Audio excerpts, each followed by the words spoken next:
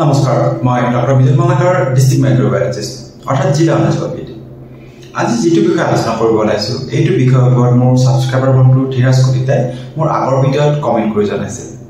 আপোনাৰ যে কিবা মোৰ ইউটিউব চেনেল কিবা প্ৰশ্ন আছে বা ইউটিউব চেনেলৰ যিকোনো ধৰণৰ দিহা পৰামৰ্শ আছে আপুনি কমেন্ট কৰি জনাব পাৰে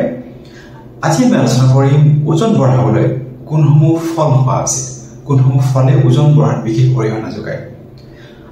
আজি ভিডিঅ'টো আৰম্ভ কৰোঁ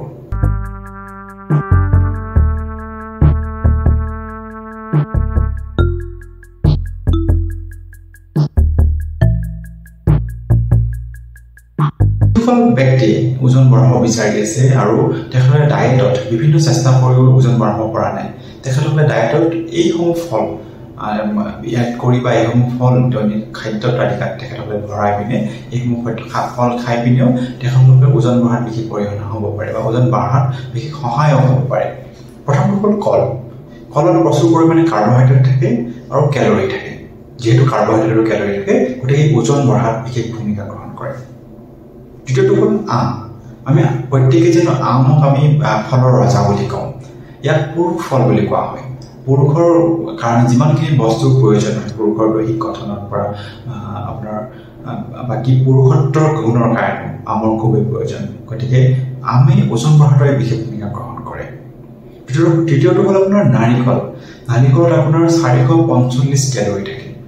এক কাপ যদি আপুনি নাৰিকল ৰুকি পিনি তাৰ গাখীৰ উলিয়াই লয় তাত কমেও 445 কেলৰি থাকে আৰু 48 গ্ৰাম পৰ্যন্ত ফেট থাকে যেহেতু ইয়াত ফেট আৰু কেলৰি প্ৰচুৰ পৰিমাণে থাকে গতিকে ওজন বঢ়াত ই বিশেষ ভূমিকা গ্ৰহণ কৰে এভোকাডো আজিকালি আমাৰ অসমৰ প্ৰায় মাৰ্কেটসমূহত ফলৰ বজাৰসমূহত খুবেই ওলায়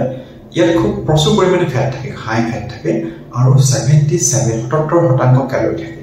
গতিকে ইও ওজন বঢ়াত বিশেষ ভূমিকা গ্ৰহণ কৰে গতিকে এই চাৰিবিধ ফল যদি আপোনাৰ খাদ্য তালিকাত আপুনি ভৰাই আপোনাৰ দৈনিক নিয়মিত এই ধৰণৰ খাদ্য খায় তেতিয়া আপোনাৰ ওজন বঢ়াত বিশেষ ভূমিকা গ্ৰহণ কৰিব